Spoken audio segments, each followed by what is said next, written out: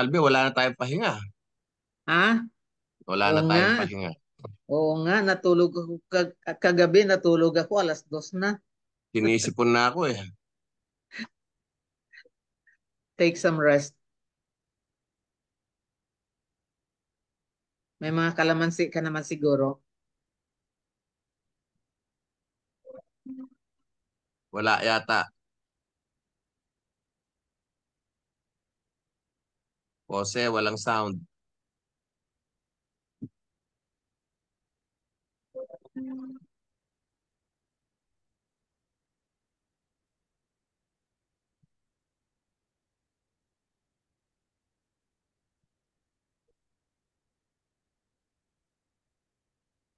Walang sound.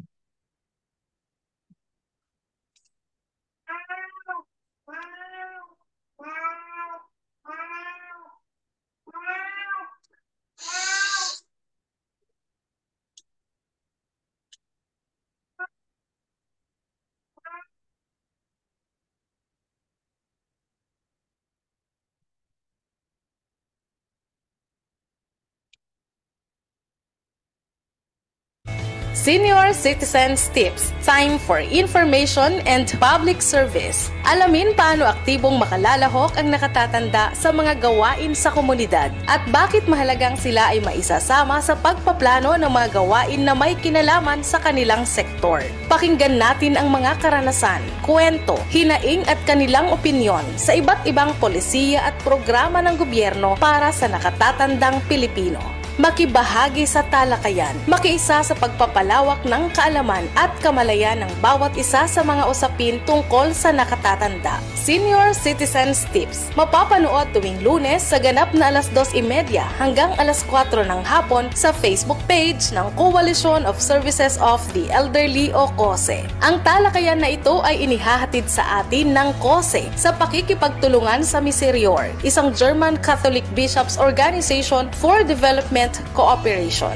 At ngayon, narito na ang bagong episode ng Senior Citizens Tips. Ayan. Magandang hapon po muli mga ka-seniors sa lahat ng sulok ng Pilipinas. Kami po ay nagagalak at muli tayo nagkita-kita ngayon. Mangyari po ay nitong mga nakaraang linggo. Ang inyo pong lingkod at si Nanay Salve ay at kasama na rin ng KOSE ay napaka-busy at hindi po tayo nagkaroon ng maayos na programa nitong mga nakaraang panahon. Ano? At kasalukuyan po ay kami po ay nasa gitna ng laban para depensahan ang mga batas tungkol sa senior citizens. Dahil sa kasalukuyan po ay may mga panukalang pag-aamyenda sa batas ng senior citizen na dati ng malakas ay gusto pang pahinain, no? Sana ay matalakay natin 'yan sa susunod na episode. Ngayong hapon po ay tayo ay nasa episode 4, episode 4 ng season 2 for 2024. Kaya po season 2 dahil ang kapartner po natin ay ang Miserior. May bago po tayong kapartner sa programang ito. So ang topic po natin ngayon ay napapanahon dahil kung inyong napapansin ay nitong mga nakaraang linggo ay dagsa-dagsa na naman ng ulan at matindi na naman ang inaasahan nating pagbabalik ng mga bagyo, no? So ang topic natin ngayon ay tungkol sa disaster at emergencies. At ngayong hapon mapalad tayo at pinaunlakan tayo ng isang batang-batang kagawad sa isang napakalaking barangay ng Quezon City, ang barangay Bagong Silangan, no? At siya po ay isang eksperto sa topic na ito. Makikita nyo po, pag tinignan nyo po yung kanyang likod, sa background pa lamang, makikita nyo kung ano nang ibig sabihin ng ating pag-uusapan. Ano? At may mga gamit na siya dun sa likod niya na magsasabi kung anong pag-uusapan natin. Of course, kasama ko muli si Nanay Salve, ang aking katandem, na busy-busy rin sa pakikipagtalastasan sa mga ahensya ng gobyerno at mga kongresista tungkol dito sa bago nating laban sa senior citizens. Nanay Salve, unmute po muna tayo, Nay. Thank you very much, CM Floro or Ka Floro. Nabanggit mo kasi yung tungkol sa laban. Eh, syempre, Hindi naman tayo uurong sa ganyan. Kahit tayo ay tumanda, ay haharapin natin ang lahat ng uri ng mga laban. Sometimes, ang laban ay tao sa kapwa-tao. Sometimes, laban sa mga ideya. Sometimes, laban sa kalikasan. But yung sinasabi mo kaninang laban, palagay ko those things keep us alive. Anyway, yung pinag-uusapan din natin ngayon, pag-uusapan nating laban ay iba naman. Dito ang hirap nitong kalabanin kasi kalikasan ang ating kinakaharap and walang lalakas pa kaysa sa kalikasan. So anyway, magandang pag-usapan talaga natin ano ba ang dapat nating ginagawa kapag merong mga ganito o ano ang ginagawa bilang paghahanda sa pakikiharap sa ganyang mga uri ng sakuna. So, salamat at nandito ngayon ang ating mga kasama, si Kaproy at saka siyempre si Kagawad Fed Marcelo. Matagal na kaming hindi nagpapangitan nito. Nung huli kaming nagkita, bata pa to. Ngayon ay bata pa rin siya. Gandang hapon. Ayan. Okay. So gaya ng sinabi ni Nanay Salve, ang pag-uusapan natin ngayon ay tungkol sa mga disaster at emergency. At meron tayong makakapanayam ngayon. Batang-bata ito pero malawak ng karanasan ito sa usapin ng disaster at emergencies, no? Si Kagawad Fed Marcelo. Kagawad, magpakilala po kayo ng konti at kung ano inyong pinagkakabalahan. Magandang hapon po sa inyo, lalo na po sa Kose, sa inyo po Ka Floro at Nanay Salve. Magandang hapon po. Nagkakilala po kami ni Nanay Salve dati pa sa isang consortium ng mga NGO. Kung tawagin po yung Alternative Budget Initiative for Health. Pinangungunahan din yan ng isang NGO, I think yung Social Watch, no? So, nagpapasalamat din kami na nagpapasalamat po ako sa organisasyon nyo sa KOSE at ngayon nagkita ulit kami ni Nanay Salve at kayo rin po, Ka Floro. Kinagagal ko rin po kayo makilala. Siguro may presentation din po ako para makilala nyo rin po yung barangay po na. Go ahead po. Okay, sige, mag-share screen po ako, no? Akaso naka-disabled siya. Pasiguro paano na lang po. Teka, Sige. i-change natin. Ayan, multiple participants. Go. Oh, yun, okay. So, ayan. Nakikita po ba yung aking screen? Saglit po Saglit.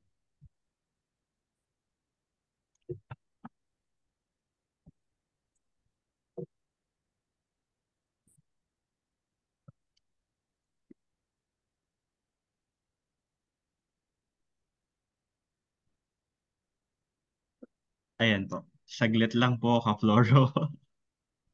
Sige lang. Okay na po ba? Nakikita na po.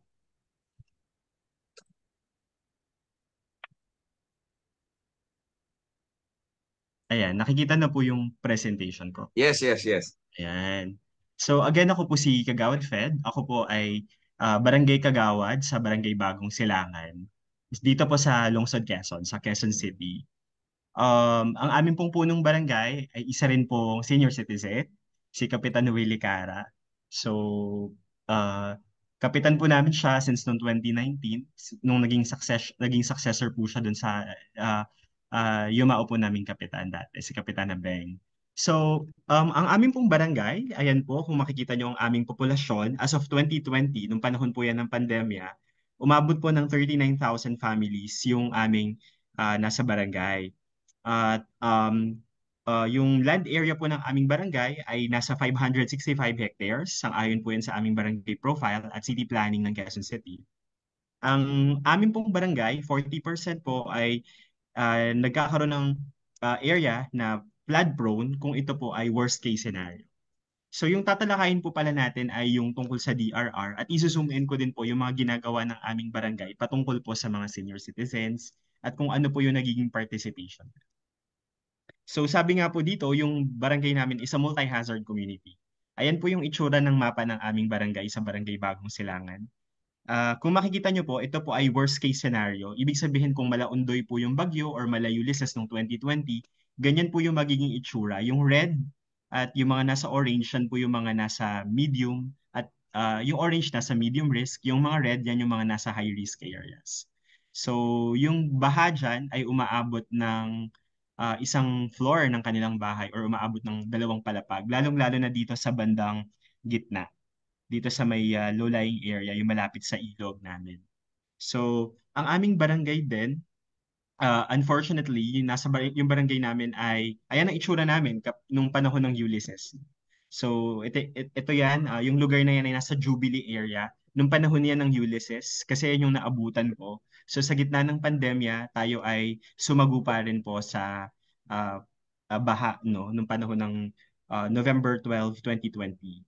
So, yung barangay din po namin ay may banta rin po ng sunog, pero sa District 2, kami po yung may pinaka konting bilang ng sunog. Nung last year, wala po kaming naitalang sunog kasi nag-i-invest po yung aming barangay sa awareness at the same time sa mga assets po, no? At mamaya ipapakita ko rin po sa inyo na yung barangay po namin ay may multi-sectoral na konseho ng DRR, hindi lang po mga barangay officials, but then meron kami mga stakeholders katulad ng persons with disabilities at mga senior citizens at older persons. So ayan, meron po kaming training yan palagi, yung tinatawag na fire safety awareness, no?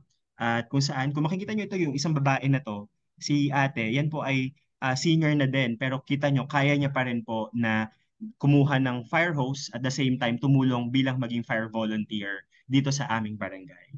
So, yung panahon na yan, kita nyo nakamask pa sila, mga nasa 2021 yan, nasa kalagitnaan po ng pandemya. At ito naman po, medyo wala na, mga recently na lang po yan kung paano po yung magpatay ng sunog, kung paano gumamit ng fire extinguisher, tinuturuan po namin yung mga kabarangay namin. Yung barangay namin sa Kasamaang Palad ay nasa gitna rin ng West Valley Fault. Ayan, kung makikita nyo yung red na lines na yan, yan yung may high susceptibility pagdating sa paggalaw ng West Valley Fault o yung ground shaking. So kaya kami rin ay may mataas na awareness pagdating sa National Simultaneous Earthquake Drill, hindi lamang dun sa mga hindi lamang namin yan nire-echo doon sa mga public school, sa government offices, kundi pati sa community namin. So ito naman yung ginagawa naming preparation kapag may mga bantang panganib ng pagbaha katulad ng bagyo, naglalatag kami ng mga lubid kasama yung mga volunteers dito sa barangay namin. So ito rin, parte doon sa konsepto ng DRR ay yung recovery and rehabilitation. Meron kasi kami mga farm dito and yung mga farms namin na yan ay yung mga farmer, alam naman natin yan, karamihan dyan mga senior citizen at older persons. So kaya maigting din yung pagtulong namin dyan sa kanila kasi sa panahon na nagkakaroon ng mga pagbaha, yung mga pamilya ng mga senior citizen na farmer at older persons, sila yung naaapektuhan. Kaya malaki yung partisipasyon ng city government ng Quezon City, particular si Mayor Joy Belmonte, yung proyekto niya na The Joy of Urban Farming, sa yung tulong nito sa mga farmer namin dito sa Barangay Bagong Silangan. Especially in particular kapag nagkakaroon ng post-disaster yung recovery and rehabilitation. So yan. Meron din kaming solar-powered na mga public address system. Ito yung, kasi meron kami dito sa Barangay Bagong Silangan yung area na wala pang access sa kuryente at tubig, yun yung Sitio Bakal. So may mga flood-prone areas din doon. So yung mga community doon, pag sinabihan namin sa kanila na nagpapa-preempt na, so yung mga senior citizens, persons with disabilities, sila yung priority namin na pinapalikas sa evacuation area. So yun yun. Mahalaga din sa amin yung community risk assessment o yung pagre-re-echo ng community-based disaster risk reduction management per area. So halimbawa nito, kung makikita nyo sa larawan na yan, tinutukoy dyan, nagkakaroon tayo ng taon-taon na pagsasanay o yung pag-aaral kung saan pinoprofile natin at tinutukoy kung sino yung mga bahay nandun sa mga binabahang lugar na kung sino yung mga vulnerable sector o yung nabibilang dun sa vulnerable sector katulad ng buntis, ng mga batang may kapansanan or may kapansanan, yung older persons, kasi sila yung dapat na inuuna natin, pinapriority natin kapag nagkakaroon ng paglikas. Hindi lamang sa panahon ng baha kasi yung areas namin, gaya nga ng sinabi ko kanina, may banta rin ng sunog. Pero yun ay tinututukan din namin. So kaya naka-identify yan sa amin. So kung sino yung areas na naaapektuhan, madaling nababahaan, may posibilidad, malaki yung posibilidad na magkaroon ng sunog kasi yung mga bahay nila ay gawa sa like materials sa pamamagitan ng risk mapping, katulad nung pinapakita dyan sa larawan. So tinutukoy dyan kung sino yung mga nasa seniors, kung nasaan yung bahay ng may senior citizen, bahay ng may buntis, bahay ng may PWD. So yan ay sama-samang pag-aaral ng community. So yearly nag-i-invest kami dyan. So next, nagbibigay din kami ng mga pagsasanay at the same time ng mga equipment kasi para naniniwala kami na dapat may equal footing yung awareness, yung kaalaman, yung capacity at the same time yung mga assets, no? So dapat magkasabay yon na may equal footing na kailangan tawag nito, may sapat silang kaalaman at the same time meron silang sapat na gamit. So yung mga senior citizens po natin at yung mga HOA na nasa flood prone na identify natin ay nabibigyan natin ng mga kagamitan. Katulad nito, may rescue boat po sila. So yan po, kung makikita nyo dun sa picture, yan po ay galing sa pondo ng BDRIMC, ng Barangay Disaster Risk Reduction Management Committee at BDRIM Fund. No? So bawat HOA, yung na-identify kasi namin, meron tayong 25 areas na sa Barangay Bagong Silangan or 25 HOA na kadalasang nababaha or naaapektuhan kapag worst case scenario. And from the time ng Ulysses na 2020 at sa kasalukuyan, nakumpleto na namin yung mga areas na yon. So nabigyan namin sila ng bangka na katulad ng nasa larawan, at the same time mga life vest, no. Yan din ay para maproteksyonan at maprotektahan yung mga kabarangay natin. Pero hindi namin ina-advise sa mga HOA na magpa-rescue. Kapag sinabi ni Mayor Joy Belmonte kapag bumabaha na may bagyo na, sinasabi niya na magpa-preemptive na, nagpapa-preempt kagad yung barangay namin. Kaya wala kaming casualties or may mga injuries man lang kapag ka nagkakaroon ng pagbaha or ng sunog. So yun yung iniiwasan namin. Kaya yan yung investment ng barangay namin. So kaya last year 2023 wala kaming sunog, and netong taon na to iisa pa lang yung instance ng sunog namin. So sana wag naman na din na madagdagan. Pero lagi kaming nakaantabay. Kapag may sa lugar namin, kapag may pumutok pa lang na poste ng kuryente, nire-report na kagad ng mga kabarangay namin yan. At yun naman yung pinupuntahan ng mga kawani ng Bureau of Fire Protection. So ito ay isang halimbawa naman nung recovery and rehabilitation dun sa New Greenland Farm. Ito yung isa sa mga recovery and rehabilitation project namin, gaya nga ng sinabi ko kanina, kasi yung mga farmers dito sa amin ay mga senior citizen din. So, at mostly sa kanila ay kababaihan, kaya kailangan din nila ng tulong. At the same time, hindi lang sila nangangailangan ng tulong, bagkus pinapakita nila na sila ay parte ng pag-unlad at sila ay parte ng pagbabago dun sa konsepto ng DRR, na hindi lamang sila tagatanggap ng tulong, bagkus sila ay parte ng pagbabago. So, yun. So, kita nyo naman, ito yung New Greenland Farm. So, yan yung itsura niya kapag hindi nababahaan. Pero, yung mga gilid niyan, tinataniman niya ng kawayan as part nung protection dun sa mga pagbaha.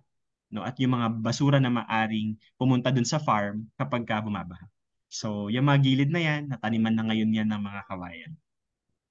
Ito yung itsura ng farm namin kapag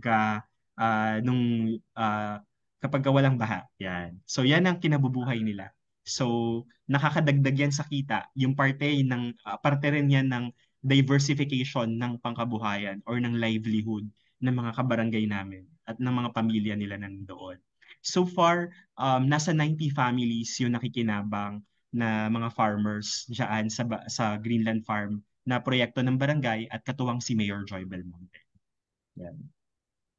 Ito naman, isa rin tong halimbawa ng inisyatibo ng aming barangay, at ito yung hydroponics farming, no, yung pagtatanim sa tubig. Kasi merong isang area dito, yung sa Sitio Bakal, at yung katulad yung nabanggit ko nga kila Nanay Paz, no, dun sa area nila sa Avea, no. So sila ay kasali rin dito at yung pinsan specifically, meron silang urban farming. At yung kanila ay hindi doon sa traditional, bagkus yung kanila ay sa hydroponics, no? At yung mga vertical farming. At nakakatuwa, kila Nanay Paz, meron silang partner, yung Philippine Army Finance Integrated Credit Cooperative. No? So, yun yung nagbigay sa kanila ng tulong patungkol sa mga farm inputs at pakikipag-ugnayan din sa Department of Agriculture, sa Agricultural Training Institute. So tinuruan sila kung paano mag-farm. And as far as I know, meron silang 100 beneficiaries na families ng senior citizens and older persons na binigyan ng pagsasanay noong nakaraang buwan. So kaya yun yung malaking tulong sa kanila. Bukod dun sa farming, meron din kaming minaman din ito. Ito yung mushroom farm namin or yung mushroom house, no? Ito ay parte pa rin ng pagda-diversify ng mga livelihood. Ito naman ay nasa area for Sitio veterans. Hindi to sa flood-prone area kasi bawal. Pero ito ay nasa hindi binabahang lugar ng barangay namin. Kasi kung ilalagay ito dun sa flood-prone, hindi siya pwede. So ito yung mushroom farming. Kumikita rin ito sa mga kabarangay namin. Nilalako lang nila yan din sa area namin. So, meron din kaming baking area na ito ay training din para sa mga kababaihan at actually yung mga kababaihan dito, meron din kami mga senior citizens at older persons na nagbe-bake. Meron kaming space na pinrovide sa barangay kung saan sila ay makakapag-bake. Ito naman, ang kapartner naman namin dito ay yung Verlani Foundation. So si Verlani Foundation, meron silang mga module para doon sa pagbe-bake, no? So pino-provide din in partnership namin yan sila. So pagdating doon sa mga ingredients sinasagot ng barangay at nila, no? So ayan, kung makikita nyo, meron sila mga bread na binibake, no? At yan ay tinitinda nila sa mga partner organizations nila katulad ng Ayala Foundation. At meron din kaming sewing area. Ito naman ay para sa mga senior citizen din na may kakayahan pa na manahe ng mga punda, ng mga kortina. So, yan ay proyekto naman sa pakikipag-partner din namin sa Department of Science and Technology at again ng Verlani Foundation. So, yung mga tote bags, tinitinda nila yan at nakakadagdag din sa kita nila. So, mostly, yung ating livelihood ay parte yan ng recovery and rehabilitation ng, ng konsepto ng DRR dun sa thematic area ng disaster risk reduction. Ayan, yung mga sample na binibake nila. At ito rin, kami rin ay nag-i-invest sa kalusugan ng mga kabarangay namin. Kaya palagi kaming mayroong mga health orientation. Alam naman natin yan, nung mga nakaraan, mainit, no? Nagbibigay kami ng mga orientation pagdating sa kung ano ba yung dapat gawin as preventive para maiwasan yung heat stroke, no? So alam natin yan na vulnerable yung mga senior citizen natin, mga lola at lola natin dyan. So, yan, may quarterly medical mission kami. At yung city government itself, meron din yan sila, yung Quezon City Caravan na tinatawag. So, ito yung sinasabi namin kanina. Kung makikita po ninyo, yung aming Barangay Disaster Risk Reduction Management Council or Committee ay hindi lamang yan mga official ng barangay. Meron din kaming representative from the senior citizen. Andyan um, yung dati namin si Nanay Bagtas, pero ngayon po ang sa ano namin ay si Sir Erwin Moriones, no? Siya yung aming si Nanay Alicia Bagtas, no? Kaya lang siya po ay nag-passed away na, pero siya po ay pinalitan na ni Tatay Sir Erwin Moriones. So sa pagpaplano ng DRR, ng disaster risk reduction, mas maganda talaga na sama-sama yung mga eksperto. So meron din dyan, may mula sa Disaster Rescue Team, sila Sir Jerry Belara. Ito yung sinasabi namin sa inyo, si Ma'am Emma Solasco na Program Manager ng Verlani. Meron din kaming representative from the school, again, from the persons with disabilities. Sa SK meron din, at sa parish meron din sa simbahan dito sa lugar namin.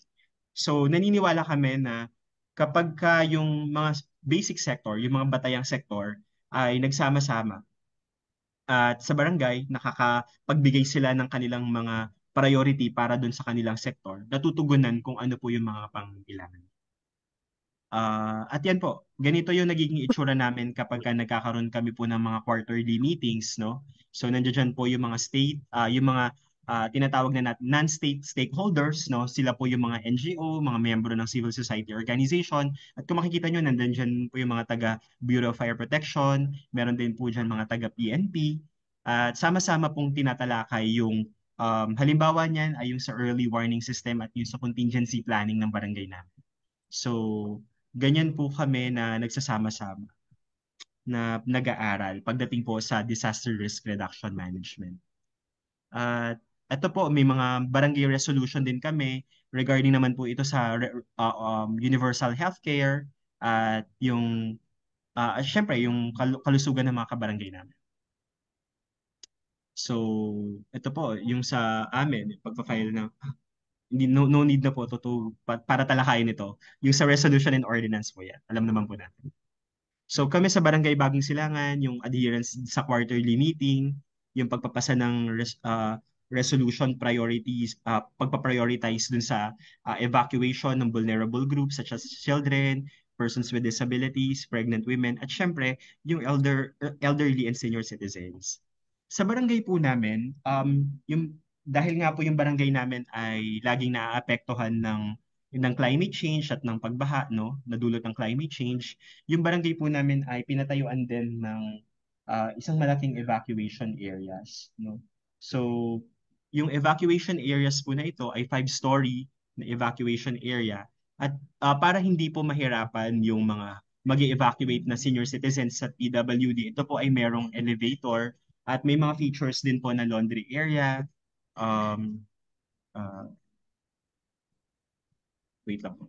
Laundry area. At the same time po, meron din siyang, kompleto po siya. May mga doktor po yan dyan. So pag inactivate po, kapag nagkaroon po kami ng preemptive evacuation, ina-activate po kagad namin yung aming ICS, yung Incident Command System, na yun po yung aming batayan para magpa-evacuate. At the same time, i-activate din po yung ibang response sectors katulad ng mga doktor, katulad po ng mga police, ng BFP, para tumulong po sa amin.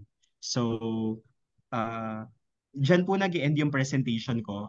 Last year po, yung barangay namin were awarded by the Department of Science and Technology as the best barangay for community empowerment through science and technology. Kasi marami po kaming mga science and technology na applications na pinoprovide sa mga kabarangay namin. So yun may yung mga nabanggit ko kanina. That would also aid para po dun sa betterment ng mga kabarangay natin, especially po dun sa mga vulnerable sectors, especially the older persons and senior citizens. So, yun po. Ipakita ko lang kung ano po yung itsura nung aming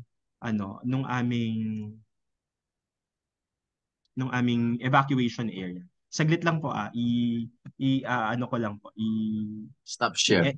Stop share ko lang po saglit. By the way po, kung may questions po kayo, I'm willing to answer din naman po.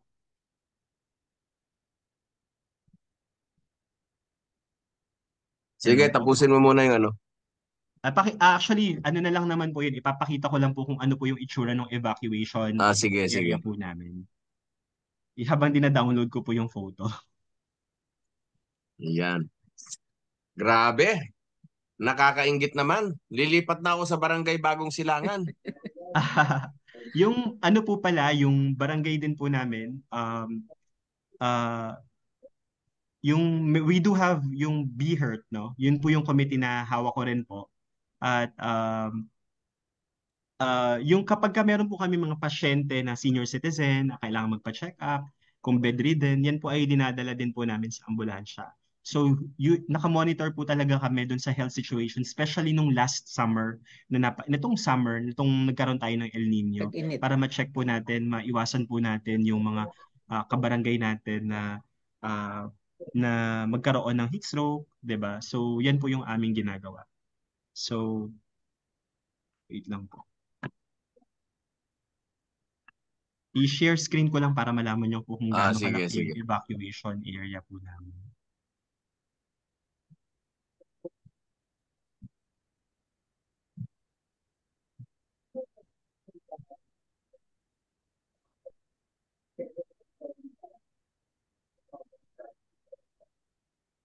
Ayan. Ayan po yung evacuation. Ganyan po siya kataas. Hindi pa nagre-reflect. Ay, di pa po nagre-reflect. Wait lang. Saglit po.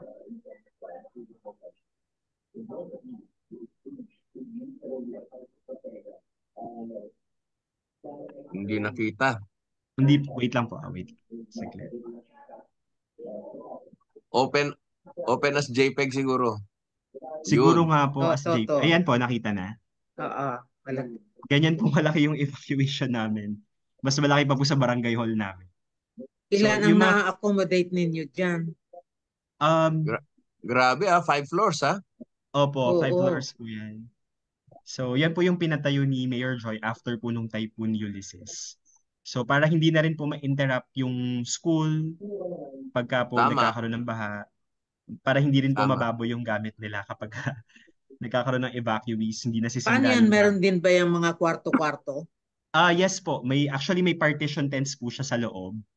So, Ano hindi yan, ko lang po. kwarto-kwarto o parang barracks type yung mga loob? Yung open po yung floor, tapos meron po Open. siyang partition tents, yung Mga modular tents na partitions. tinatawag. Pero may Ah, maganda po yung feature sa loob niyan kasi yung toilet maganda, may pang-bata, may pang-adult, tapos meron din pong for senior citizen, meron din pong for persons with disability. So may ganun po talaga siya. So pasok po talaga siya sa core humanitarian standards. Yung ano niya, may pet area din po sa labas, may Anong nagbigay niyan sa inyo? Anong grupo? kay Yan, foreign? hindi po yan po ay funded ng um, munisipyo. ng city government, funded po ng city Ah, government. project ng QC. Opo, ng Quezon City. Very nice. Ayan Iyan. po, halimbawa niyan, meron siyang clinic sa loob, may mga gamot na, ganun po. So, May ayan. mga doctors din. Opo, Mga meron nurses. po siyang doctors. Pagka inactivate po, halimbawa, nagpa-preemptive evacuation po yung city government dahil may forecast po na tatama sa Metro Manila and all. So, automatic po nagpapa-preemptive kami. May picture ka ba na pinapakita yung floor at saka yung may mga Wait lang sample po. na may evacuees na nasa loob? May mga bakwets. May mga bakwit. Nagamit na po namin siya pero kasi in the past pa po yun eh. Nag-delete po kasi ko ng Ganun. mga photos. So, saglit lang po. Ibalikan ko po kayo regarding that. Ganda. Maganda. Baka po may questions po muna kayo regarding dyan. Yes, meron ba kayong mga grupo-grupo, organisadong mga responders? Meron po kami. Gaya po nung pinakita ko kanina, yung naglalatag ng lubid. Sila po yung bagong silangan Disaster Rescue Team o yung BSDRT. Nabuo po Mm. sila nung panahon ng Undoy. At yung mga, so ganun na po sila katagal yung samahan nila. So sila po yung tumutulong sa amin sa water search and rescue. So trained po sila doon. Trained din po sila sa basic life support ng Red Cross kasi partner din po namin yung Philippine Red Cross Quezon City Chapter. No? So yun po yung aming kaya mahalaga po sa amin yung partnership sa barangay po namin. Yun. So yung yung inyong mga first responders, organize sila as a whole barangay o by sitio o paano? Kasi Meron po I'm kami. sure napakalaking barangay ng Bagong Silangan at Opo. halos isang buong munisipyo na yan sa tingin ko eh. Yung miyembro po ng Bagong Silangan Disaster Rescue Team as a community accredited volunteer, nakascattered po doon sa mga nasa low-lying areas po namin. At doon din sa mga mga ilan yun? non-low-lying areas. Kasi para nakamix po siya na, kasi syempre kung doon nakafocus sa mga volunteer yung mga areas na yung mga volunteers ay nanggagaling doon sa mga binabahang lugar. Syempre tututukan nila yung families nila. So may mga volunteers din po kami na nasa non-low-lying areas. Bukod po dun sa first responder po na nasa barangay. Kasi yung mga BPSO, yung mga nasa BHERT po natin, sila rin po yung nagre-respond doon sa Okay. mga kabarangay natin. And we do have yung mga device po for rescue din. Sige, naghahanap ka ba ng file photo o ano? Chinachat ko po yung secretary ko. Sige po, baka may Okay. questions pa po kayo. Yes, may sige, tanong lang ako. I-ano mo muna, stop share mo muna para nakikita Ay, sorry ka. po. nakakita ka ng mga audience namin. Yan. Ay, sorry po. Ayan, mga ka-seniors ha. Yan po ang isang magandang halimbawa ng isang barangay na may pagpaplano, no? Kasi sa totoo lang, lahat ng barangay ay kinakailangan magkaroon na sila ng DRRM plan, no? At pinakita sa atin ni kasamang Kagawad Fed na napaka-komprehensibo ng kanilang DRRM plan, no? Na sana ay pamarisan ng lahat ng barangay sa Pilipinas.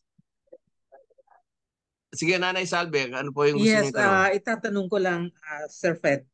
Kasi, ah syempre may mga lugar ang yung tawag nito, yung lugar na yan, ah Risk, may mga specific na mga lugar diyan na talagang high risk. highly prone sa mga sa mga pagbaha.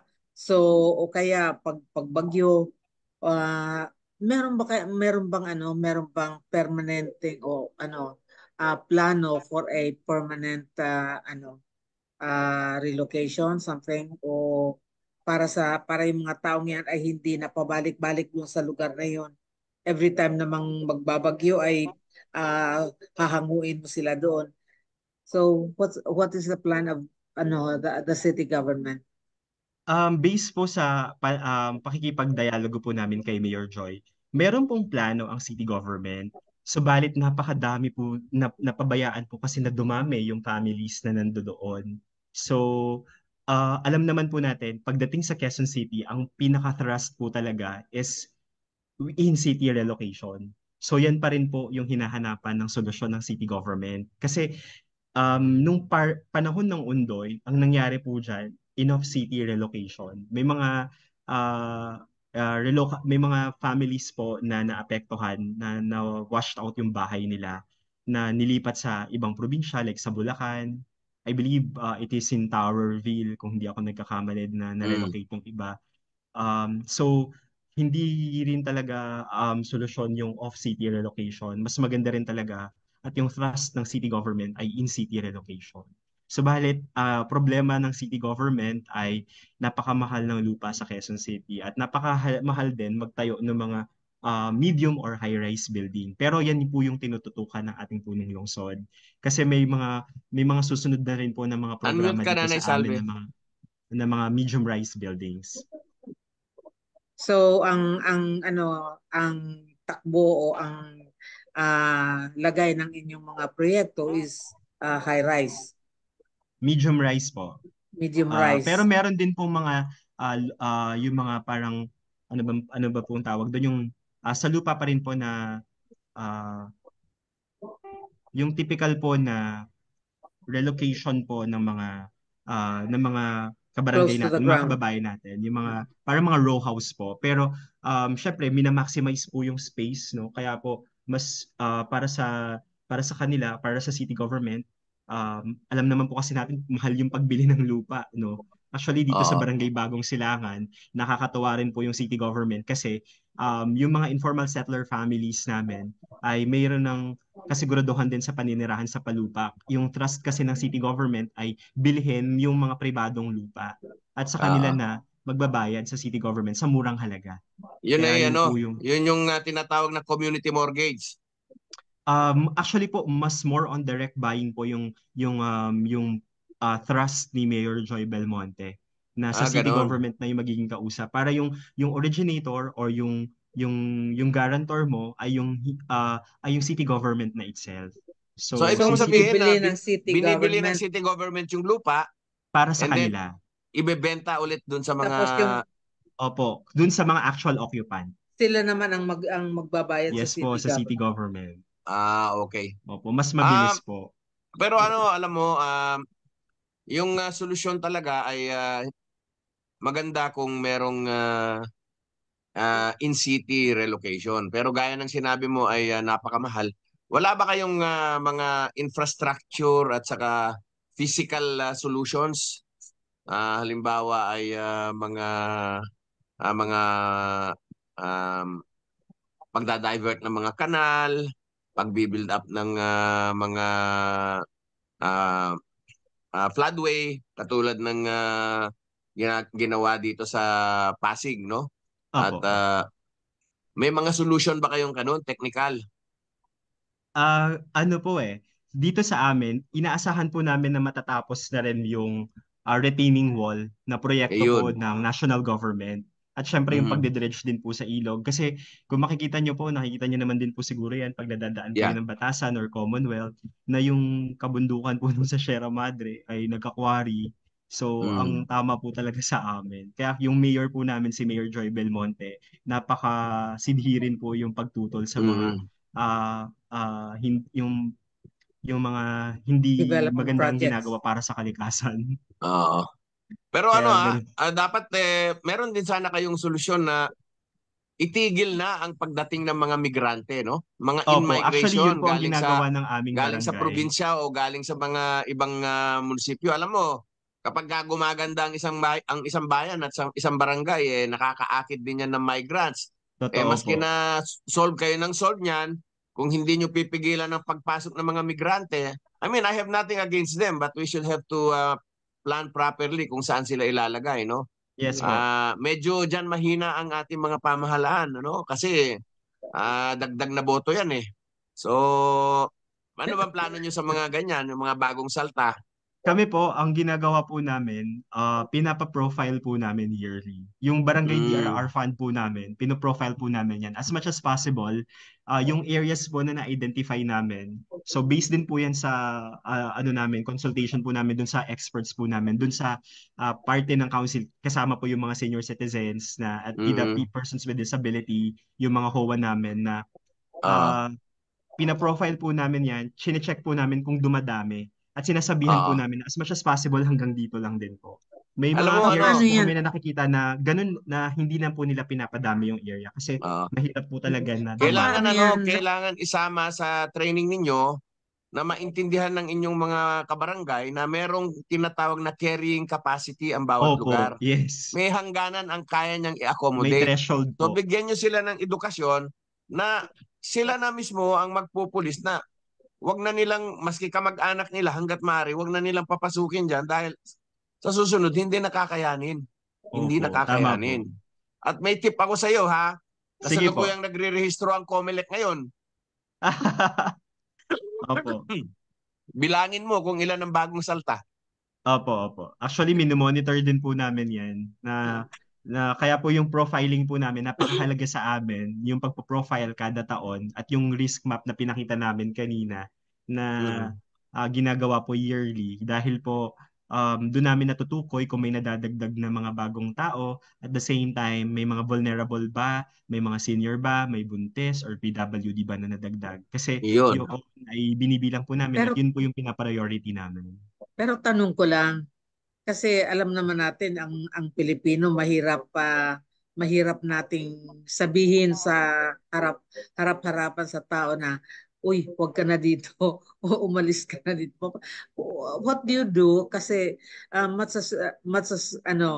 binibigyan ninyo ng orientation yung mga dati nang nandiyan na o huwag na ninyong papuntahin dito yung mga kamag-anak ninyo. Hindi naman talaga natin totoong mapipigilan ang in-migration ng mga tao. So, what do you do?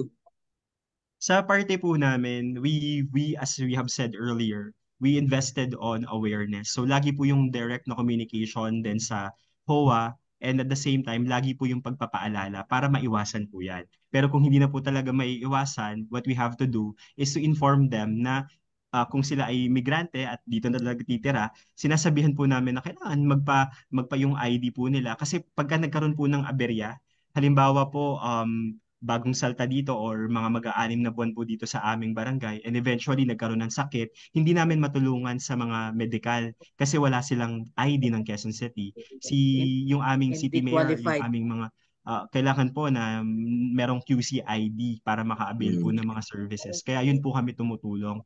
At doon Pero yung naman din mga po, taga-Taytay katulad ko, pwede ba ako humingi ng ID sa'yo para maganda kasi yung as much as programa nyo? possible po, kasi pag sa amin po, may kailangan po na mag-vouch na kayo po ay residente. Joke lang, Kunyari, pero halimbawa maaaring yung mangyari HOA. yan. Sige, Sir Fred, alam may mo, tatanong ako dyan sa inyo. sige Um, Nanay Okay po. Salve. Kasama ba niya sa lugar ninyo yung Banaba?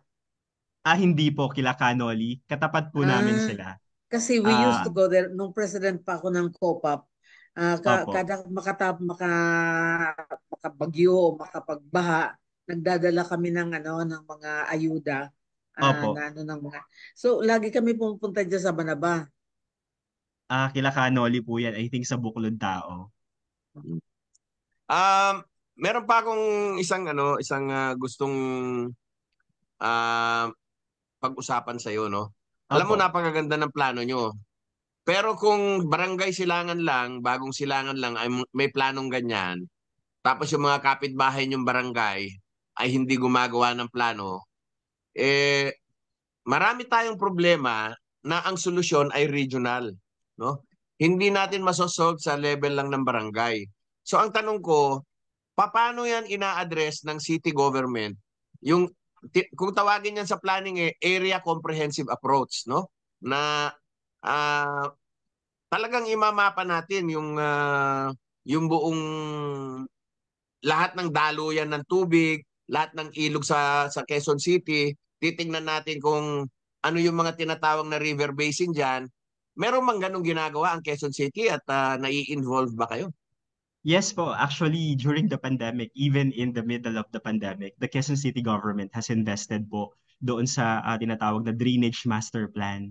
Kasi kung Mhm. malalaman po natin, 'di ba kapag nagkakaroon po ng malakas na pag-ulan, yung biglang buhos na ulan, minsan may mga binabahang area sa Quezon City, no? Mhm. May tinatawag po kami na drainage master plan ng Quezon City noong Yan. 2020, 2021 na 2022 and even last year patuloy po yung pag-aaral niyan at kasama rin po yung mga eksperto mula sa University of the Philippines at iba pa pong attached agencies mula sa national government like Department of Science and Technology. Mhm.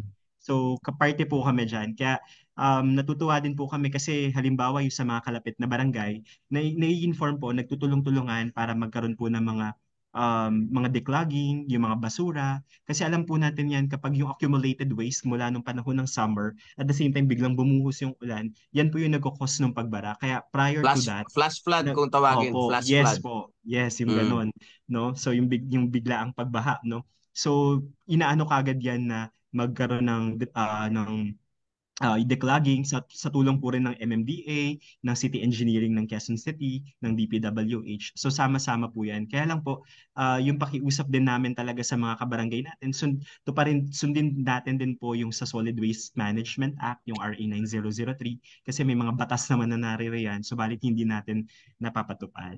So yun Mm. din po, no? So Actually, si kumusta naman ang solid waste management ninyo? meron din Ah, po kaming may solid waste waste. segregation ba kayo? May Meron din po MRF ba kaming kayo? waste segregation. Opo. May sariling May MRF ba kayo? may sarili po kaming MRF at the same time po, yung barangay po namin ay may sariling waste diversion program. So yung barangay po namin sa Quezon City last year, awarded din po siya dun sa solid waste management at yung sa Mhm. pagdating din po sa DRR ng Barangay Bagong Silang sa buong Quezon City rin. Wow. Opo. Parang gusto ko na lumipat sa Bagong Silang, Nanay Salve. Pwede po. Sa grupo ninyo ng NDRR, meron ba kayong mga senior citizens din na involved doon? Apo, meron po. Gaya nga po ng sinabi ko sila Sir Erwin Moriones at yung grupo mo nila ay yung Gabay at yung Federation po ng Senior Citizens dito po sa Barangay Bagong Silangan. At yung Mm. kila Nanay Paz, no, yung Pinsan BS. I think yan ay connected Mm. din sa COSE. Yan po yung nag-link sa amin para ma-invite po kami dito sa ganitong panayam or ganitong talakayan. So, yan Ayan. po yung kanilang grupo din po ay um, uh, kaparte rin po namin sa Urban Garden Project, no? Yung mga livelihood project na mostly ay for urban gardening. Ayan. Nanay Salve, bago tayo pumalaot, marami ng naka-chat. Pwede Okay, bang sige buksan kumustahin naman natin. natin sila? Teka, Opo, sige po. wala yata Sige, sa ako aking. mauna, ako muna. Sige, So, okay. ito si kapatid na Marichu Aguinaldo Arabejo, yan. Kausap lang namin kanina ni Nanay Salve yan. Hi, good afternoon everyone. Are there older persons who are well capacitated and trained in responding to disaster and calamities in the communities? Or are they also members of the RRM team to respond and rescue older persons with disability from actual scenes to the evacuation centers, to rehabilitation, and to mainstream. Yan. Actually, yes po, meron po kaming responders na older person na rin. Ang pangalan niya po ay si Tatay Rick. Actually, nasa BHERT po siya ngayon, B-Dreams namin, part po ng DRR at ng BHERT. So siya po ay nasa 73 years old na. At yung mga iba po naming miyembro sa komite ay mga senior citizen din po na responder. At nakakatuwa po na hindi po sila yung gaya nga po ng sinasabi ko, yung mentality po na sila ay taga-accept lang ng tulong, hindi po. Sila po ay parte. No? So, Yan. ganun po sila So mga ilan sila? May bilang ka ba? Nasa 6 po. Yan. Opo. Si Tatay 6. Rick Aguilar po ay responder po namin sa WASAR. Trainer din po siya sa Water Search and Rescue at BLS. So siya po ay 73 years old na. At sumasampa rin po yun sa ambulance. Nagre-rescue rin po yun. So ganun po ka-diverse yung aming grupo. Pero Sa sana pagdating po sa madagdagan, ha? DRR. Konti Opo, lang yung 6 eh. Opo, kasi ano po mahirap kami, din. 12 million po kaming senior. I'm Opo. sure mga mahigit 1 million ang nandiyan sa Quezon City. Sa barangay pa lang po yun, pero yung nasa BSDRT, marami po sila. Kasi nasa community po yun eh. So, Okay. Si ganun po Floro siya. may tanong dito si Choi. Sabi niya, does your barangay receive the 5% budget for the DRRN regularly?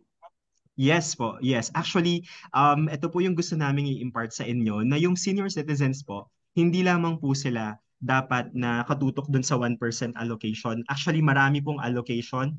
Itong halimbawa yung sa DRR fund, yung 5% na yan, tama po yung sinasabi nyo. Pero sa 5% po kasi na yan, 70% lang po yung magagamit namin. Halimbawa po, ang total nata o yung national tax allocation o yung dating IRA ay 100 pesos. Halimbawa po So 5%, 5 pesos po niyan ay mapupunta sa DRR fund.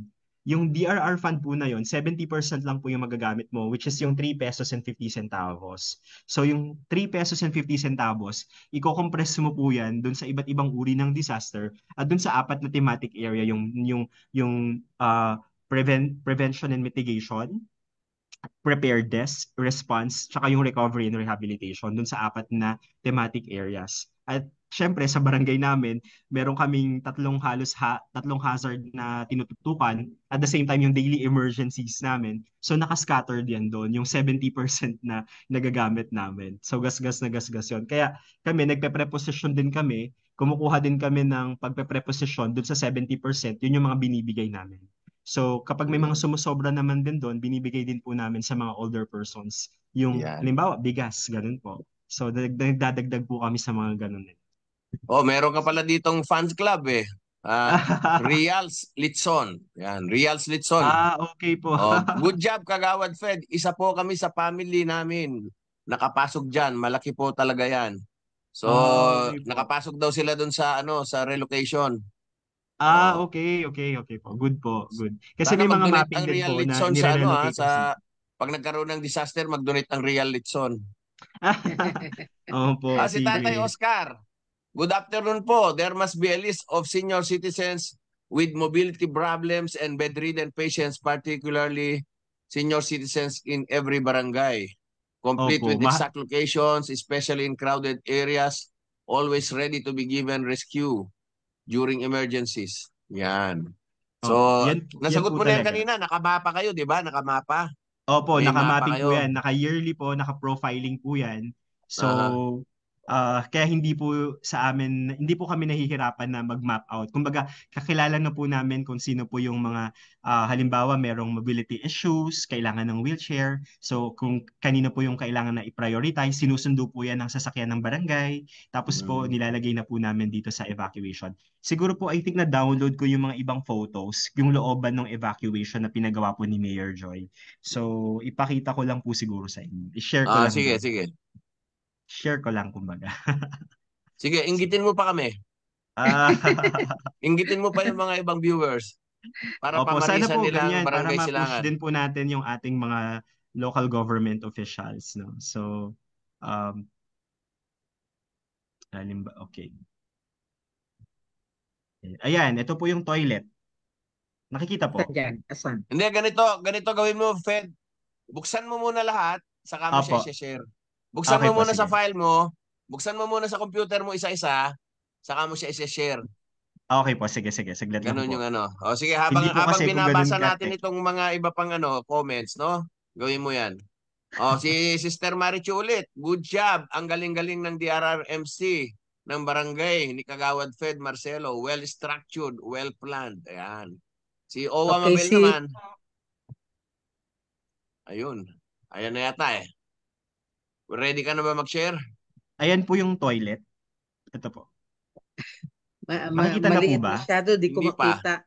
Hindi pa Sa rin. Saglit liit, po. Ang hirap. maliit ang pictures. Hindi, gawin mo muna. Buksan mo muna yung mga pictures. Tapos i-araw-araw mo na lang.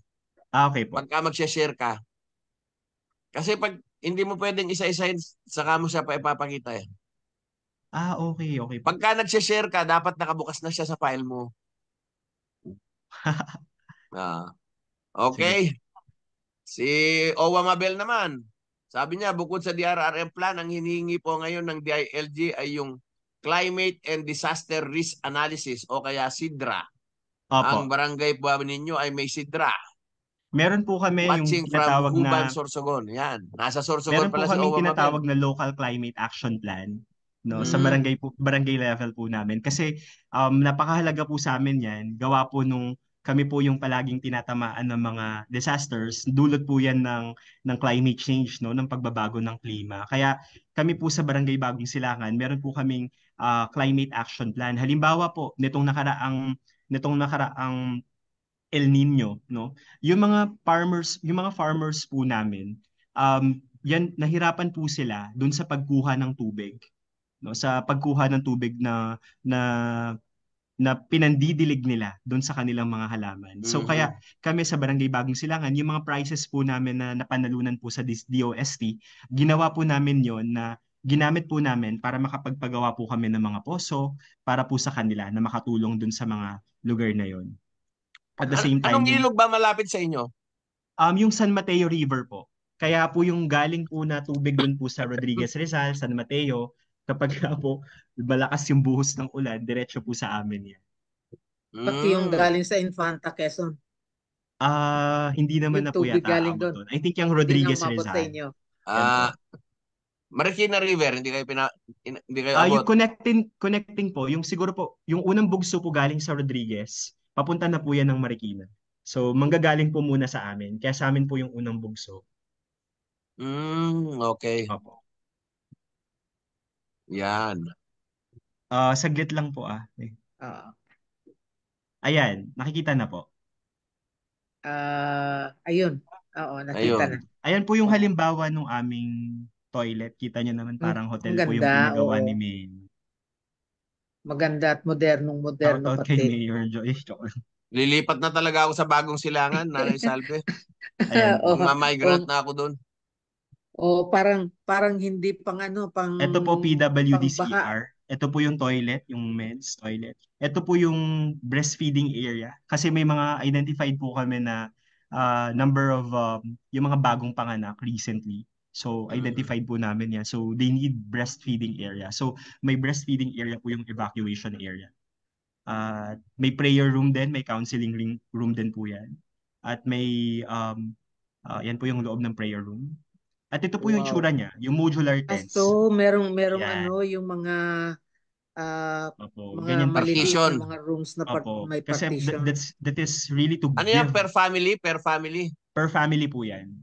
So, ang capacity po niya nasa 4 to 6. Pero usually po, yung mga tatay po kasi, ang ginagawa nila, syempre yung iba nasa work pa rin po, di ba? So, yung mga natitira lang po dyan, yung mga nanay, tsaka yung Bata, mga anak oo. nila, bata, ganun po. Oh, Ganda. So, may electric fan po yan, Oo. kaya hindi po mainit. Nice, oo. Tapos, yung pagkain po nila, hindi po sila kumakain dyan. Meron po yung sa baba, yung pinaka-mess hall. Doon po yung pinaka-pantry area. So, Ano yan? Do hindi po, they, individual ang cooking? hindi po. Sila Pagka po luluto? nagpa-call ng evacuation, Mass si feeding. city government, pagka na-activate po yan, city government po ang nagpapakain. Pero they can buy their food, but then hindi sila pwedeng kumain dito sa floor na to. Kasi para yung smell, hindi po ano Tsaka po. marumi. Yung mga Opo, yes. insekto. Para Oo. ma-maintain yung cleanliness. Mm-mm. Ayan po. Ganyan po siya Wow. kaganda. Wow. Ayan po, may Wow. clinic din po yan. So, yan. So, dito po pwedeng humiga. Yan.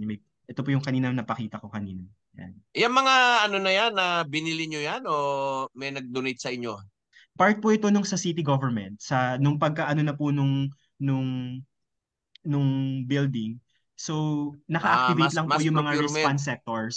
Pagka-ano Ah, po, naka-activate yung response sectors like yung social security, yung social services development department namin, yung parang local counterpart po ng DSWD. So, sila po yung magpapakain, sila po yung magbibigay ng mhm, psychosocial support mhm, in case. mhm. Yung QC Health Department, activated din po yan in case po na may mga high blood, may mga senior citizens po tayo na kailangan ng medication or ng check-up, naka-activate po yan. So, Yun. may mga doctors, kaya po may clinic. Tapos, yung laundry Yung mga area po kasi, partition na yon, made in the Philippines ba yun o from China? dito po yung supplier niyan. Dito po gawa yan sa atin. Dito gawa. Opo. Yung bangka rin po namin, dito po gawa yan sa Caloocan. Yung tinatawag na Ondoy po. Yun. Nag-promote. Oh, that's nice. So, yun po. So, locally made po yung mga yan. Ano yan? So, How long ang pagstay ng mga ano diyan?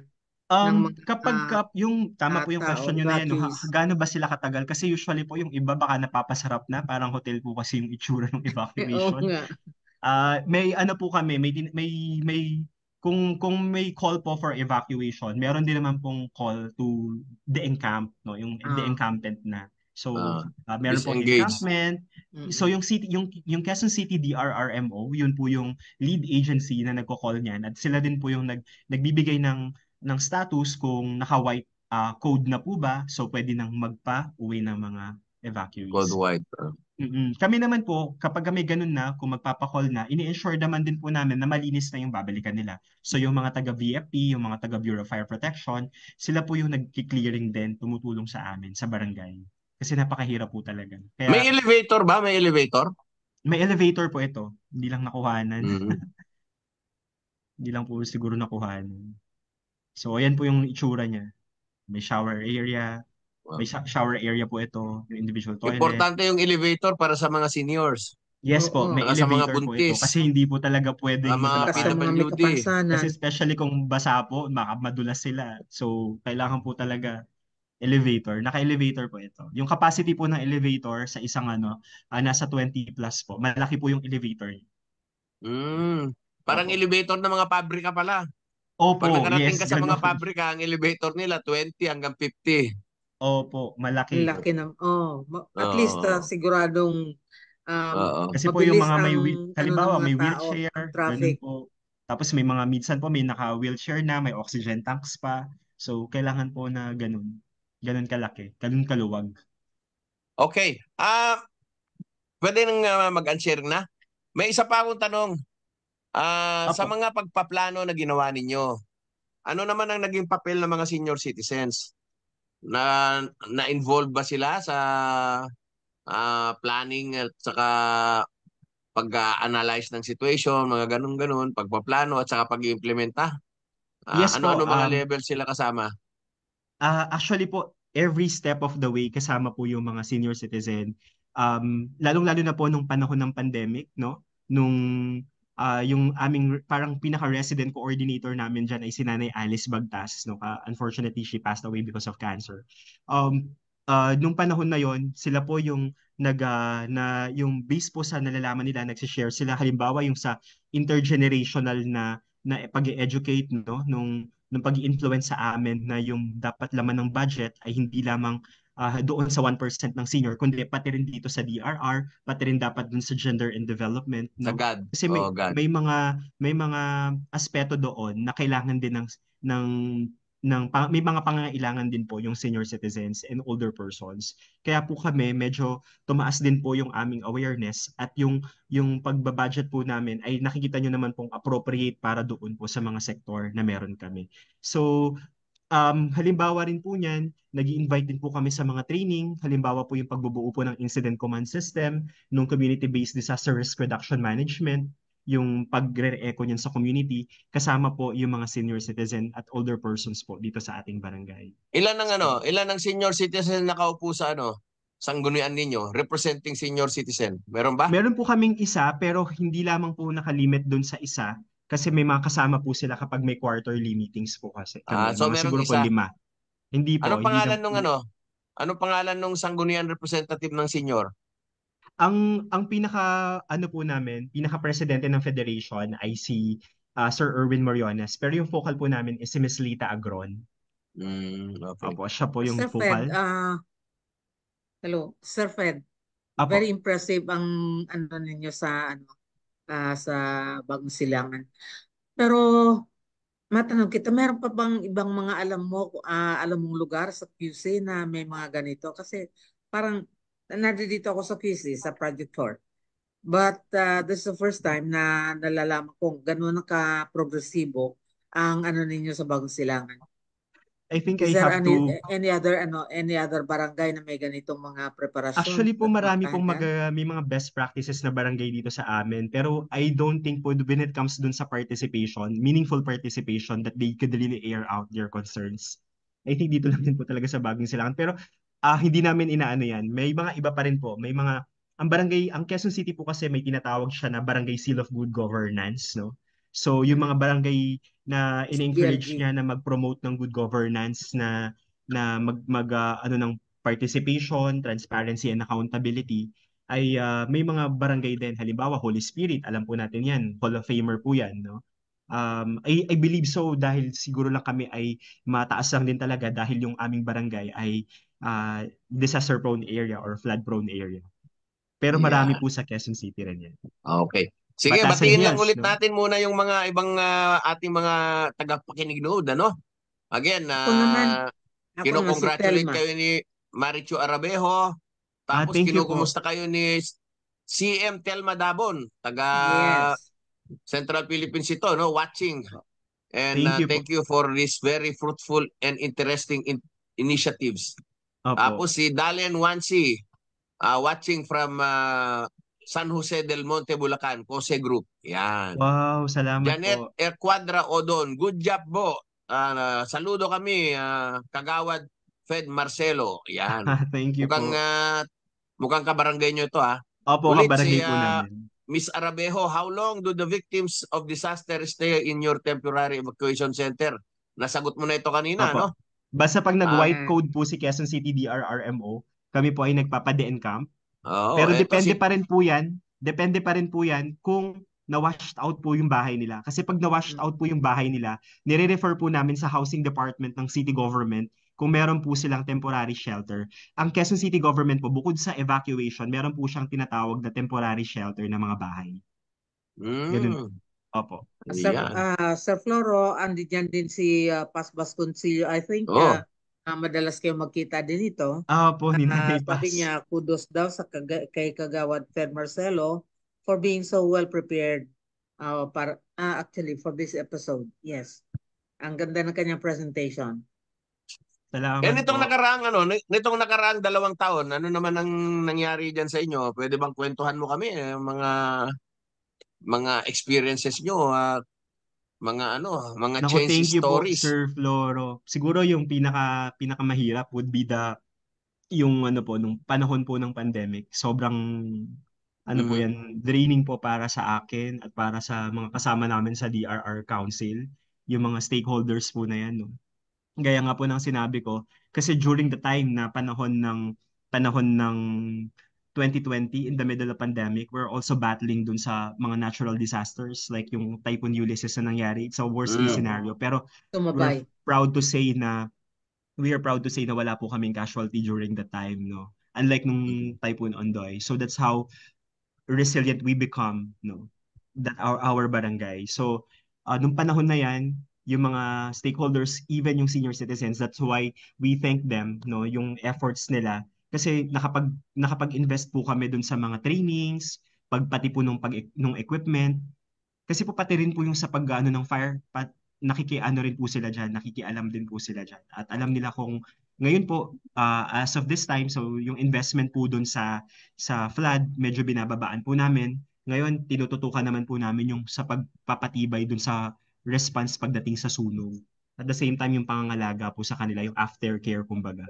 So yan po, hindi po sa amin nanggaling yan. Nanggagaling po yan sa kanila rin mismo. sa mga stakeholders, kabilang po yung mga senior citizens and older persons. Kaya we thank them, no. And yung DRRMC, it's an open space for them to air out their concerns kung may mga health issues. Kaya yun po yung siguro po yung masasabi ko sa inyo na over the last 2 years or more, yun po yung pinakamahirap sa amin. Kasi yung panahon na yun yung part ng investment, yung pag-i-invest na that's why we become who we are, what we are today because of yung pag-i-invest at the same time yung napaka strong na participation ng mga stakeholders, lalong-lalo na po yung mga senior citizens, na hindi po namin pwedeng i-discount yung kanilang knowledge pagdating po doon sa mga bagay po na sinishare po nila. Yun po, Sir Floro. Okay. How about sa sunog? Paano kayo nagre-respond sa sunog?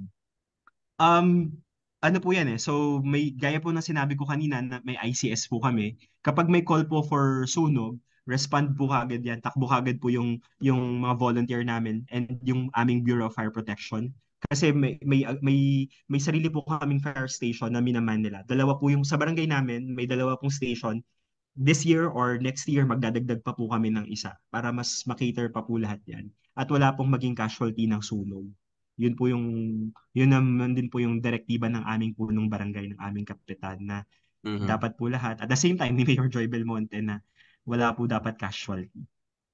Kaya mahigpit po kami dyan. Especially yung last sunog po namin, may PWD po pero inuna po kagad namin yung pagre-respond doon. Kaya yung pag-i-invest po doon, yung pagbili po ng mga hose, yung pagbili ng yung mga self-contained breathing apparatus kasi may mga areas po na mahirap pasukin kapag nagkasunog. So mag-i-invest po kami dyan. So yan po yung thrust namin ngayon.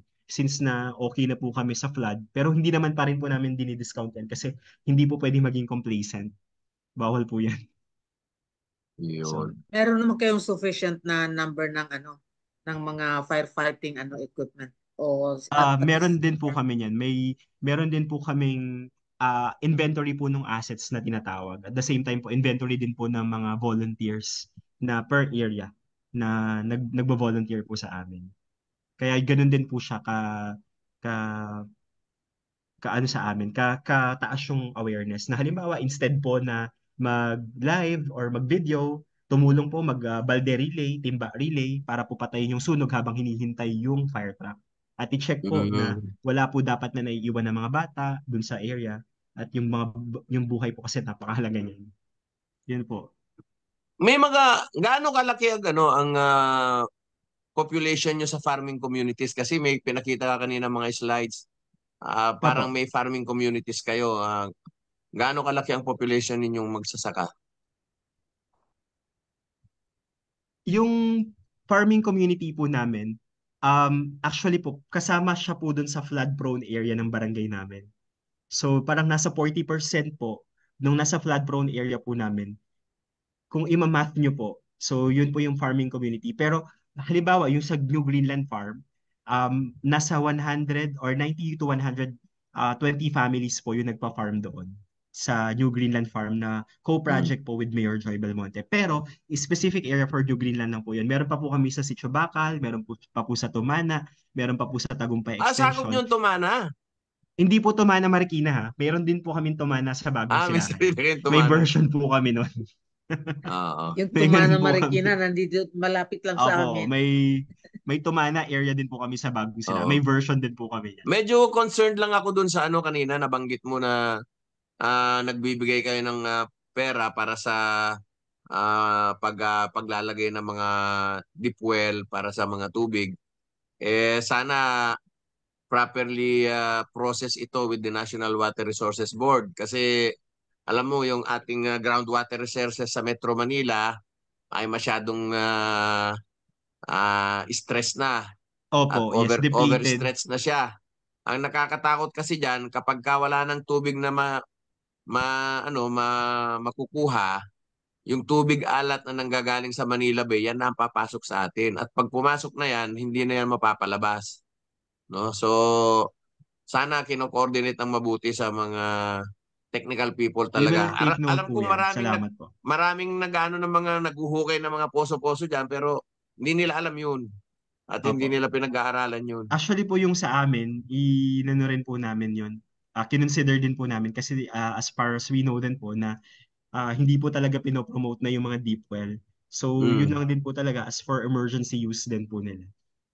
Tapos kasi minsan naman din po, kumukuha rin po sila ng tubig malapit dun sa sapa. Yung Kayo ba ay Manila Water o Maynilad? Maynilad po. Maynilad. Minsan tignan mo yung resibo ninyo, ha? Yung Opo, resibo environmental binabayaran nyo. fee. Ha? Yung Hindi. environmental fee. Pag-aralan mo lang kung ano yung mga pinabayaran ninyo doon at pag-aralan mo kung paano makabawi ang barangay doon sa kinukolekta nila. Kasi itong water companies na to, yumayaman dyan sa kinukolekta nila pero walang tumutugay-gay kung saan dinadala yung pera, magkano kinikita nila dyan. Subukan mo kayang pag-aralan, magkano kinikita nila sa barangay ninyo doon sa resibo na yon at paano ito ibabalik sa inyo. Yan, Sige po. suggestion ko lang. Ha?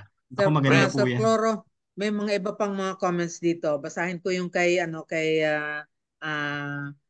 Ma'am Marichu. Sabi niya, what about the livelihood of financial security aspect of these victims after disaster and calamity? Are you addressing it likewise?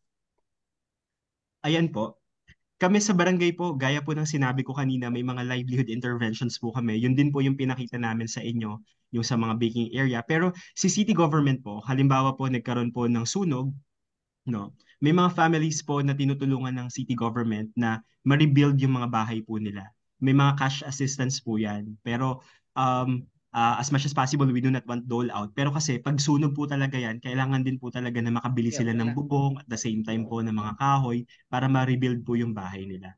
So nagbibigay po ang city government, I believe, 10,000 po per family po yan. Pero wag naman po sanang masunugan.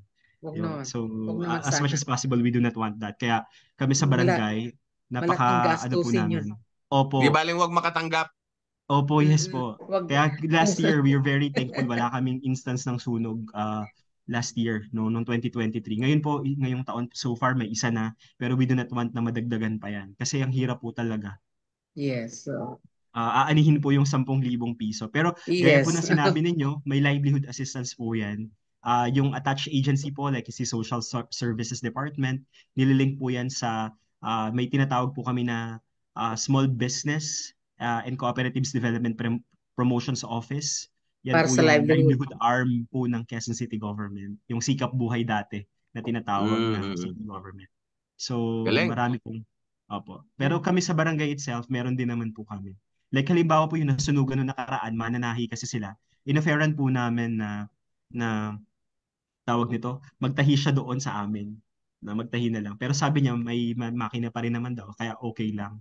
Kaya doon muna sila doon sa evacuation center. May malapit din kasi. Bukod po kasi sa mga pinakamalaking evacuation center namin, may mga multi-purpose din po per area. So ino-offer din po namin sa kanila yan kung gusto nila.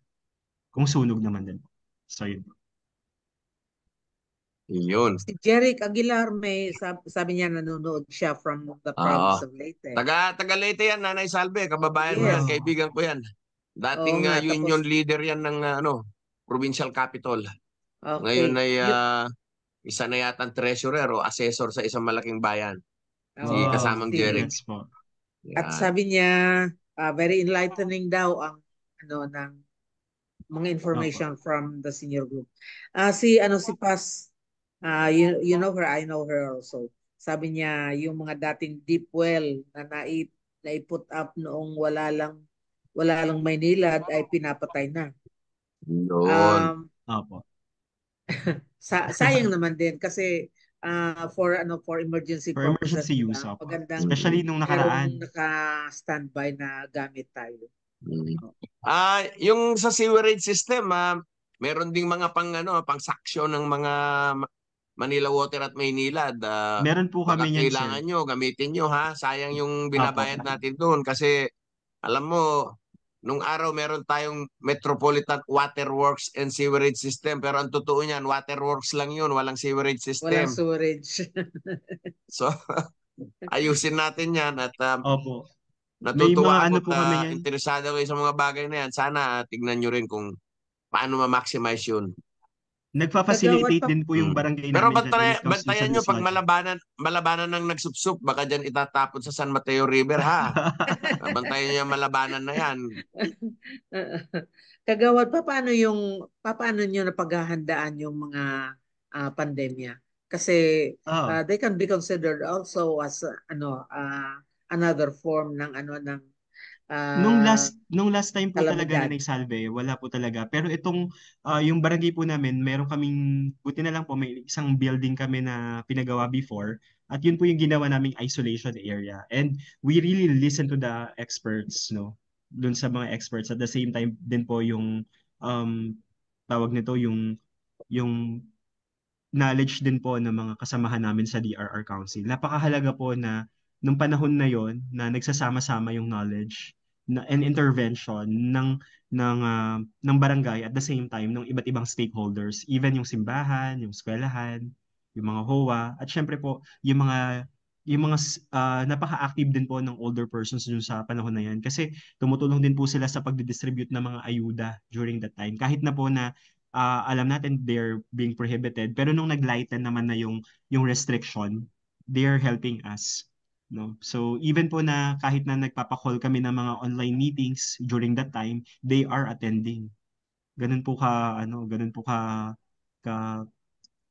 supportive yung mga senior citizens dito po Mm. sa barangay namin. Kasi because I believe yung mga seniors po when you open the space, they will Mhm. really they will really claim it. So, and maganda po talaga na buksan yung espasyo as part of the democratic process sa local governance, even sa barangay level.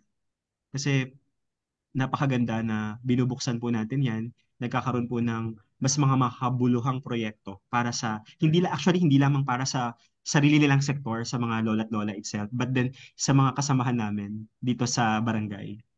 Recently, hindi pa kasi na ano namin, kumbaga may ilo-launch kami na yung halimbawa yung sa mga anti-rabies, no? So, katuwang din namin sila sa pagpasa ng mga batas para magkaroon kami ng initial fund para dun sa anti-rabies namin na ipapartner naman namin yung mga private clinics kasi mahal kung bibili yung barangay at kailangan din ng Oo. technicalities doon. So, ang gagawin namin, makikipartner kami sa mga private clinics within the barangay para kung may mga nakakagat ng aso, doon na sila pupunta. Hindi na sila pupunta sa pipila doon sa animal bite. Mababawasan yon. So, pero sa indigent lang muna namin ibibigay. So, yun yung pauna namin. May mga ganun kaming interventions ngayon. Kagawad, ah, u- umalis muna tayo saglit sa DRRM.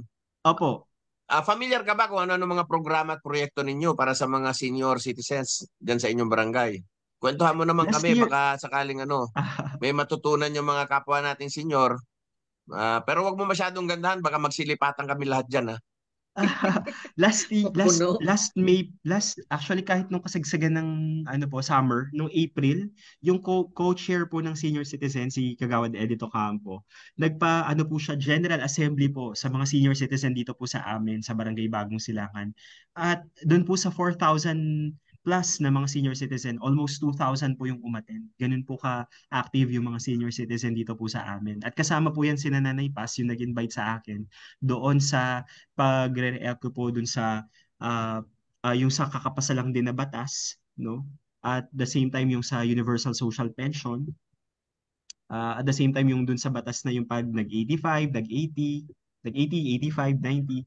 So pinaliwanag po yan. Kasama rin Centenarian. sa Centenarian Law po. Yung pati katuwang po yan yung aming OSCA, yung Office of Senior Citizen Affairs dito sa Quezon City. Kaya napakahalaga po nung yung mga espasyo na yan, no?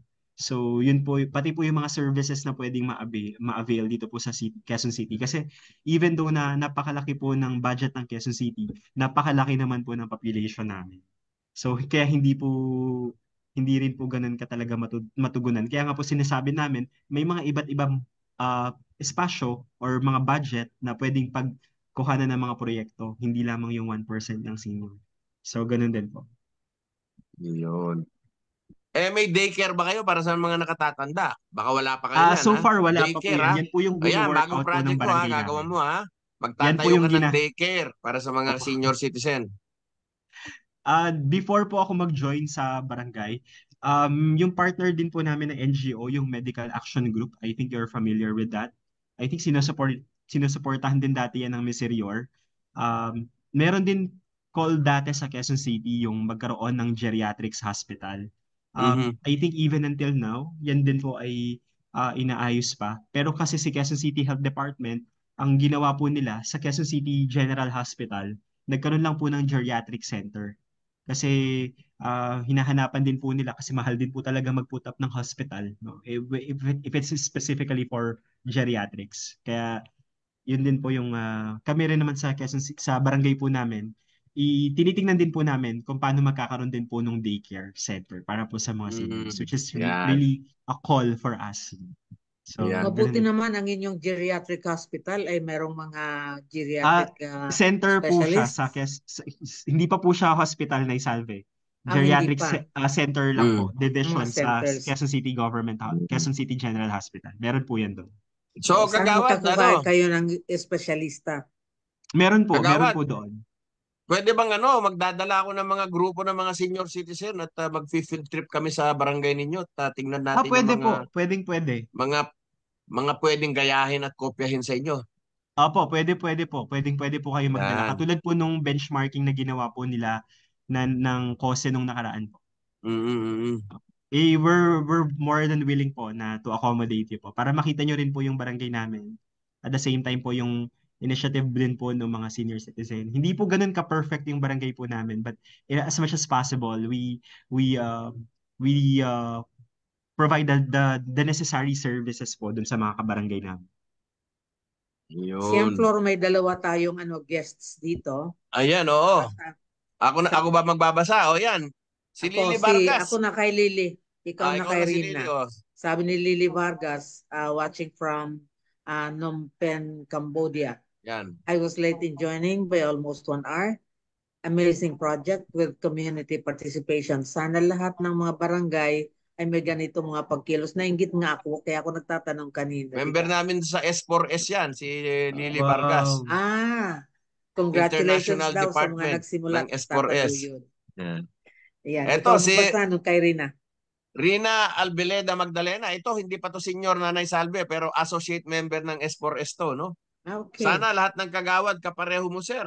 Maraming Opo. barangay akong napuntahan pero walang ideas sa benepisyo para sa senior citizen at hindi pa sila nagpapamember. Walang Ganito po. nagpapaliwanag, maging ang OSCA walang ginagawa. Ganito po Patay. siguro dapat po katulad din po dapat siguro nila Nanay Salve at nila Nanay Paz Vasconcelio. Kailangan po magpanalo rin po kayo ng mga champion na mga leader sa barangay.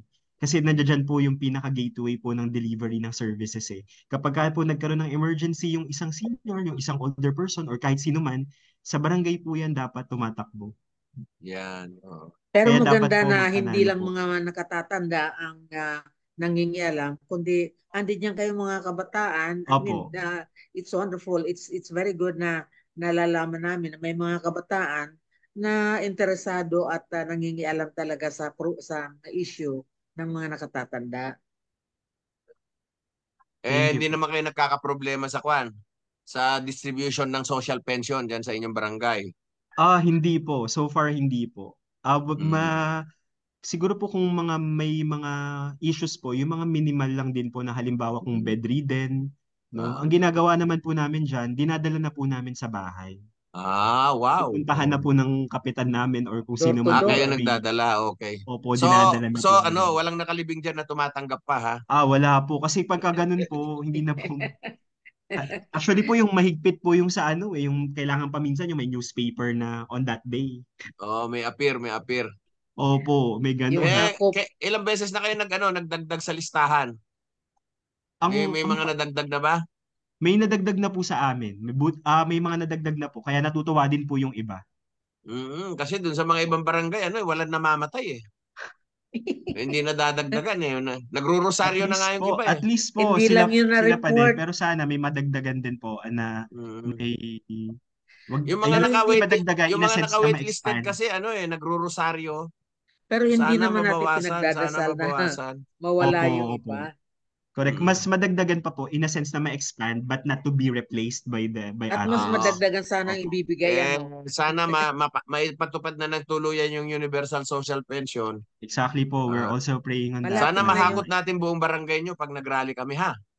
naku po yung mga sa amin, napaka-active. Sanay. Sanay sa rally Opo, yun. sana yan. Ah. Opo. Oo, Malapit kilala ko lang yan sila sila sa Nanay batasan Paz. eh.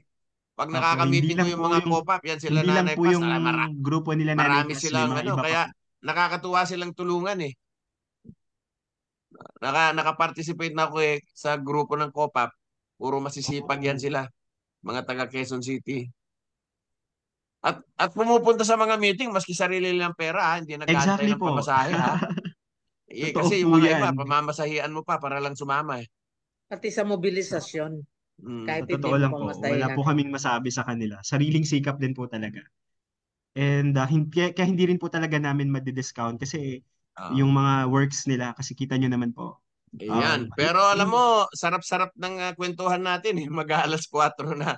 Oo nga po. Pero Nanay Salve, bago lang natin makalimutan, sa lahat ng mga tagapakinig-nood natin sa Senior Citizens Time for Information and Public Service, pinapaalala lang namin, no, na yung 10 ulirang nakatatanda Sun Awards, Sun ang Awards. deadline po ng nomination ay June 15, 2024. 15. Para sa nomination form po at karagdagang impormasyon ay maaring magpadala ng mensahe sa KOSE sa kanilang Facebook po sa admin@kose.org.ph. Yan. At pwede Yung po mga kayong samahan dyan na may mga kaiga-igayang performance ng mga kasenyor natin, inominate nyo po sila. Opo, duly kahit po noted po yung mga yan. dating na-nominate na hindi pa napili, po Mm. pwede ninyong i-nominate muli. Okay. Ayan ha, Sige. paalala. Yung mga nominees ninyo, baka nakakalimutan nyo. May pahabol si Jeric Aguilar. Paano po ba palakasin ang mga OSCA nationwide para at least magaya namin ang best practices sa bawat barangay? Ah, Ah, Ako po ba? sa ating tatlo yung tanong, pwede mo Sige sagutin po. yung sa'yo. Sa akin po, claim the space. Kasi hindi lamang po dun sa 1%. Gaya nga po ng sinabi ko, sa barangay level itself, may mga espasyo po dyan na hindi lamang po dun sa 1% ng senior, andyan dyan din po yung sagad. In fact, pwede rin po makailan po sa BCPC, sa Barangay Council for the Protection of Children na committee, sa women din po, kasi may mga kababaihan din naman po na senior at older person na nangangailangan pa rin po ng kanilang mga idea or baka may mga suggestions na pwede pong anuhin doon. Kaya nga sabi ko, claim the space. Kunin natin yung espasyo. Mm. Tsaka at the same time, para ma-promote po yung accountability at yung transparency para yung mga proyekto na dapat para sa barangay ay hindi po masayang. So, Mm. yun po yung aking ano dyan. Kasi alam po natin yan dahil po dun sa Mandanas ruling, yung mga barangay, lumaki po yung pondo niyan. Mm. Lumaki po ang mga pondo ng mga barangay. That means, kung lumaki ang pondo ng mga barangay, kasi dahil dyan sa Mandanas ruling, yung devolution ng governance, kinokol na ngayon yan ng national government. So, kailangan natin makasabay sa mga yan. Yun po yung sa akin, pagdating po dyan sa ganyang question. Okay. So, Nanay Salve, it's already 4:01. Yung yes, announcement, paalala ulit, Sun Awards, yung mga nominees ninyo. And then, of course, lubos na pasasalamat natin kay Kagawad Fed Marcelo. So, Kagawad Fed, mga last words and meron ka ba mga gustong ipaparating sa gobyerno? Ayun lang din po siguro sa atin, no, bilang mga, siguro po sa mga rights holders, no, it's about time to take back the space again, the democratic spaces, no, and promote yung good governance, yung participation, transparency, and accountability. So yung accountability, napakahina niyan sa tatlong aspeto. Yun nga yung sinasabi nung isang organization po na pinanggalingan ko din, yung Government Watch, kina Miss Joy Aceron, no. So kailangan yung sa accountability aspect, hindi naman sa sinasabi natin na kailangan i-anuhan natin sila. Pero yung mga mechanisms, yung mga pagmamonitor, yung pagbabantay, kailangan mas paigtingin natin sa panahon ngayon. Kasi alam natin yan, napakalaki ng utang ng bansa natin, di ba, recently. madadagdagan pa yan. So, kailangan yung mga paggastos, yung paggugol ng gobyerno natin, kailangan na mamonitor natin yan at yan ay dapat na napupunta sa taong bayan. So, yun po.